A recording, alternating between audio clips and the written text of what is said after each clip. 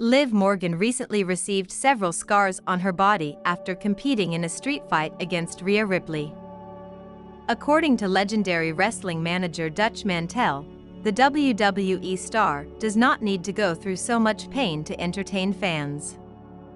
On March 1, WWE cameras repeatedly showed a nasty cut that Bianca Belair's hair whip left on Morgan's midsection at Elimination Chamber.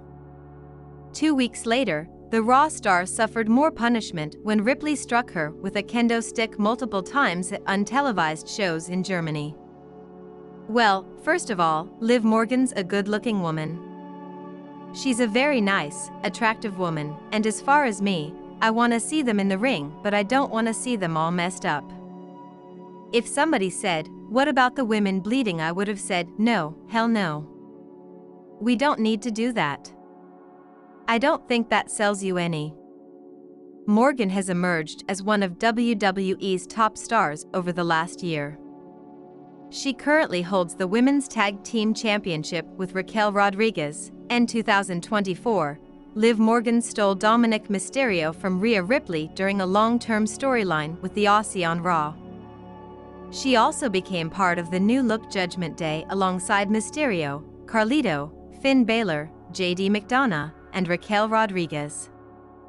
Although Morgan performs as a heel, Dutch Mantell does not think female fans want her to be attacked with weapons. You know, half your audience is female, and I don't think the females, even though Liv Morgan, they may not like her, but I don't think they want to see her beat down like that with scars all over.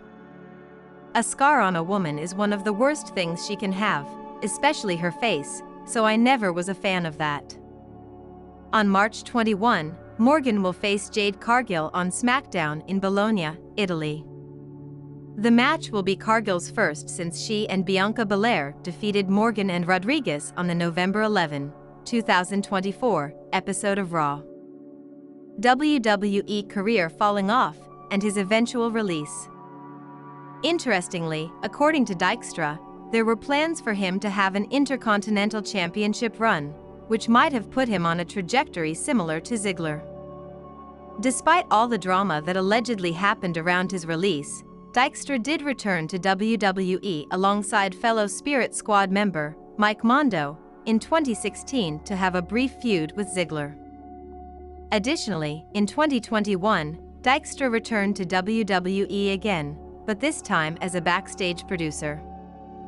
Today, Mickie James is considered one of the greatest wrestlers of her generation, with successful runs outside of WWE in both TNA and NWA. James first gained attention in WWE when she portrayed an obsessed fan of Trish Stratus, before eventually becoming her own character. Later in her career, James was often paired with John Cena in backstage segments, and the two became fan favorites. However, as aforementioned, their on-screen coupling quickly bled into real life as the two began dating. While it's commonly believed that the relationship was an affair, James didn't explicitly describe it as such during an interview with Lillian Garcia on AfterBuzz TV that saw her briefly touch on the situation. "We're all adults, and you know, obviously this business is what it is. We've all had our share of relationships fail. And I think that being adults and being professional allows us, hopefully the mind frame of going like, it's such a tight thing." According to reports, the affair led to James' release from WWE, which Dykstra has naturally corroborated. In a slew of social media posts, Dykstra claimed that Cena's affair with James led to him being moved to WWE SmackDown, jobbed out, and released, while James ultimately didn't get the relationship she wanted with Cena. According to Dykstra, James subsequently flipped out backstage, leading to her WWE release not too long after. WWE Hall of Famer Vader was a major player at the height of his career, and many expected him to become a huge star in WWE, but unfortunately for the veteran, he ran afoul of Shawn Michaels. While he's a highly respected figure in wrestling today by both his peers and fans, in the 90s Michaels was known to leverage his status over anyone he didn't like, and in the case of Vader, buried the veteran before he could truly shine in WWE. During an interview with YouShoot, Jim Cornette looked back on the issues between the two legends and gave his take on why Michaels ended up disliking Vader. Vader was he's a big, rough, mean, former pro football player, and he was a stiff, hard-hitting guy. Unfortunately for Michaels, this was directly against what he was used to, according to Cornette.